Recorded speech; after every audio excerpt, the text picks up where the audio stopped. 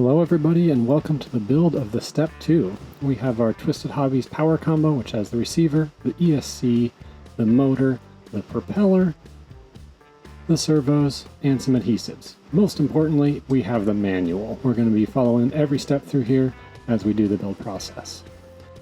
I have a helper today. This is my son Xander, and he's going to be building it with me.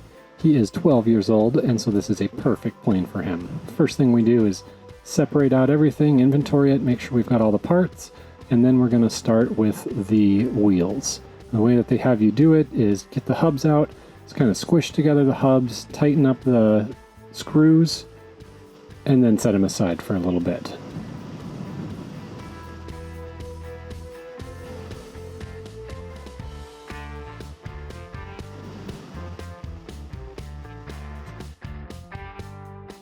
Then we're going to be starting on the middle section of the wing and the wing spar. So they have you measure it and have an area where you're not supposed to put glue. We're going to be using foam tack. It is my favorite adhesive for this. So we get glue on both sides of it and then we slide it into place. Then we'll start on each edge of the wing. There's going to be a little bit of dihedral on the wing tips here. So we first cut this in half. I just used some clippers and then we dry fit them into place, making sure that they align in the right spot. Add some glue to it, and then we are finished with the spars.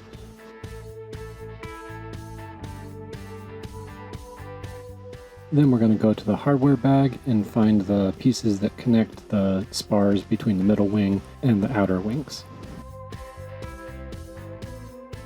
And when we glue these in place, the little elbow will be facing upwards. Then in the manual, they have you use some CD cases and some CDs to make something that's 23 millimeters. Turns out my 3S batteries were exactly the right width, and I don't have any CDs hanging around. I haven't for years. So the 3S batteries work just great to provide the amount of dihedral we're looking for, and then we glue the pieces together and then held it down until it dried. Now we need to cut a slot for the wires on the servos for the ailerons, so that needs to be 5 millimeters deep. I happen to have this fancy slot cutter from Twisted Hobbies. You can also use an X-Acto knife and just use a piece of tape to help guide you. Now that that's done, we're going to get out all of the electronics. We are going to set up everything so that I can bind my receiver, I can calibrate my ESC, I can make sure my motor is going in the right direction, and center all my servos. I have a whole video that runs down how to do this. It'll be a link in the description.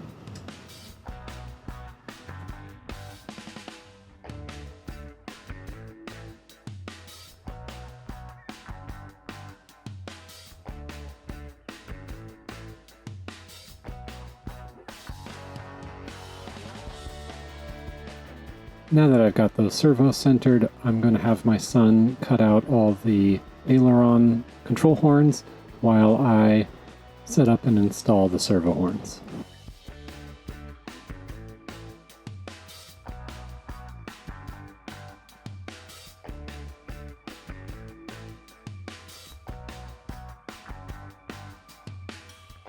Now I'm going to make the push rods while my son is installing the servos and running the wires in the slot that we made earlier.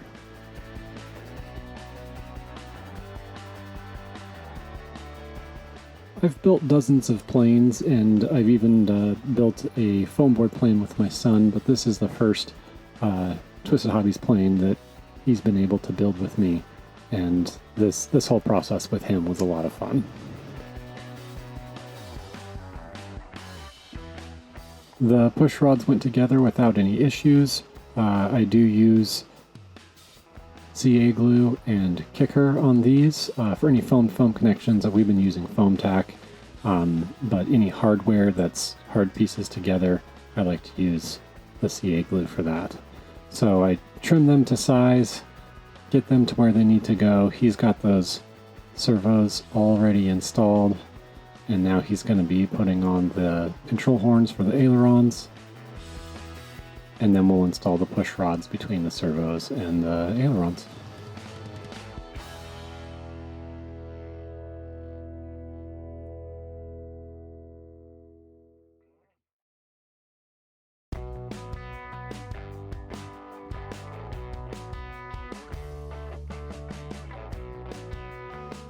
You don't know how many times while building planes I wished I had a spare hand to help me out, especially one that's small, so it's nice to have a helping hand from my son. And it was fun doing some of this teamwork stuff together. When you screw these together, just remember that the ball links have a flat side on them, and that's the one that goes towards the horn that you're attaching it to. Then we installed the wing attachment points and the side force generators.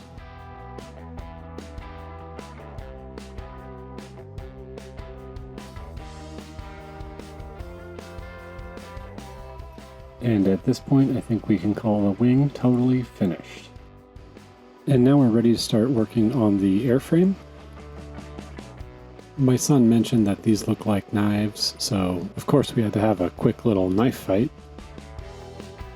First part of this, we're going to pop everything out. And this would have been a good point to get out the parchment paper, but I don't do that until later.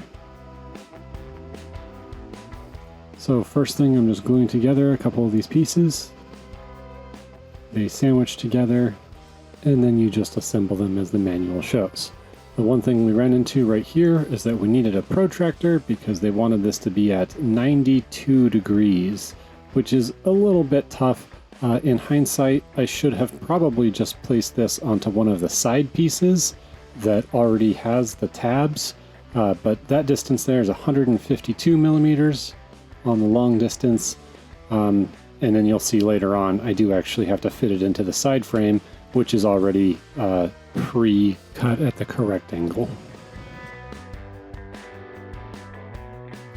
Next up, I'm going to be installing the threaded insert that the nylon wing bolts will go into. You'll also notice that my son has abandoned me to go play video games with his sister. Since he's 12, he only has so much of an attention span, so that's to be expected. The whole build took us about 4 hours, spread out over a couple days, and we also had to do the recording as well. So that slows down the whole process.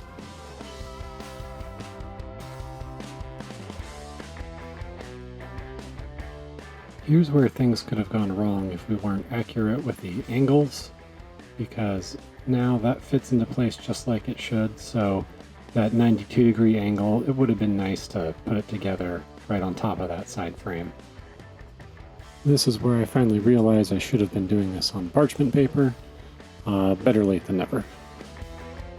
Also, if you're not using the CSP D6M servos, this would be a good time to make sure that your servos fit before the next step. And now we're ready to put the sides of the horizontal fuselage onto the plywood subframe assembly, and we are going to mark it out on the plywood where we're going to be adding glue. We add glue and smear it into place, and then we press it, and then we can flip it and do the same thing on the other side. The marking it here only helps us to know where to put glue and where not to. We'll be putting glue on in future steps for the other areas.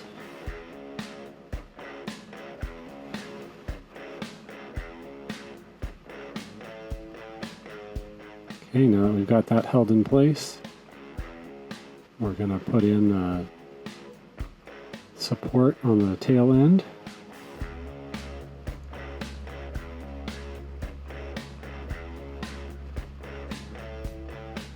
Then we glue on our motor mount.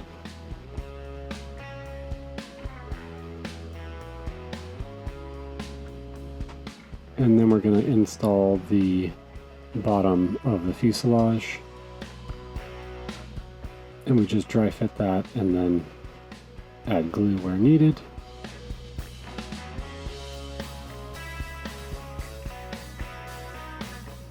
Then we're going to flip it over and do the same thing for the top.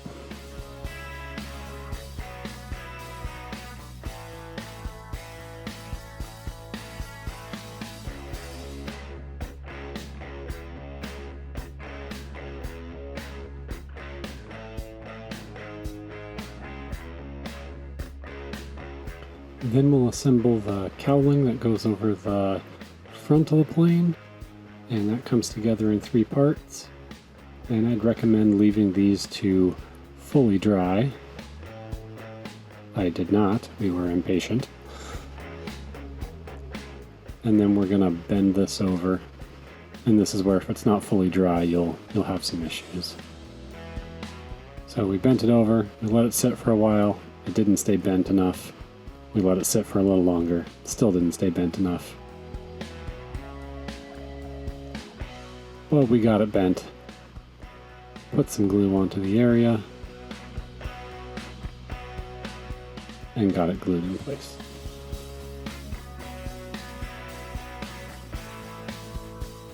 Next up, we'll go to the windscreen.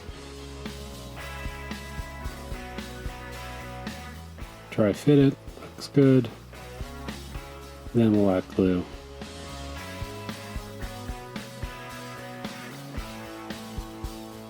And then adjust the front of it where those 2 pieces come together, and I put a little bit of CA glue on that.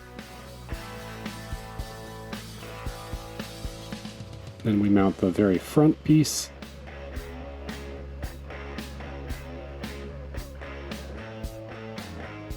And I put the stiffener into the elevator.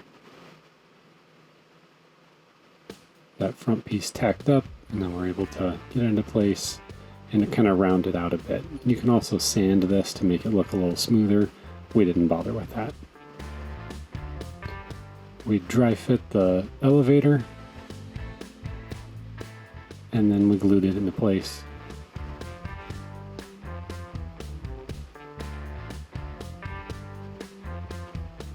Now we're running our channels for our push rods.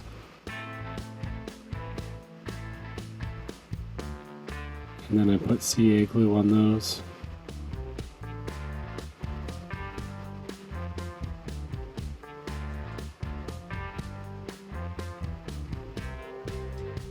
And then you just trim off the excess. Now we're going to set up the push rods. To do this, they just want a little 90-degree bend. And then we're going to push through the control horn into the little clip, and then I'll set up the servos, get them mounted in place, put the little clevis end onto the little adjustable brass piece, and then I'll get the servo put into place.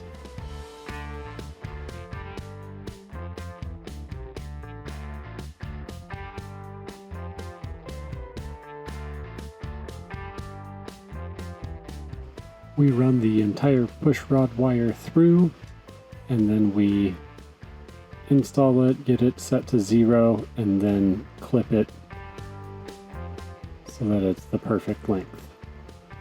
Then we're going to repeat the same exact process for the other side. We'll attach that with a little bit of CA glue, and then we'll make sure the elevator horn is also glued in place. Then we'll repeat the process on the other side for the rudder. We'll get the rudder glued into place after it's dry fit. That looks good. And then one more time, little 90-degree bend, push through the rudder horn, feed the wire all the way through, and then get it put into the clevis on the servo horn.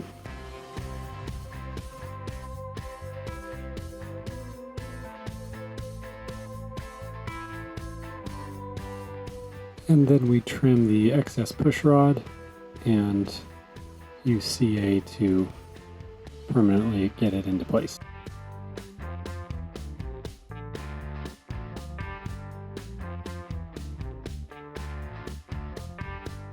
Next up, we glue in the tail skid, and now we're moving on to the landing gear. I first drill holes, then we mount the wheels, and then we'll flip it over and screw on the landing gear to the plane. You can also see in this photo here, this is the final mounting location for the battery that we came up with. It was just too difficult to get it inside the fuselage. Next, I'm going to mount the shims for the thrust offset for the motor, and then we will mount the motor in place.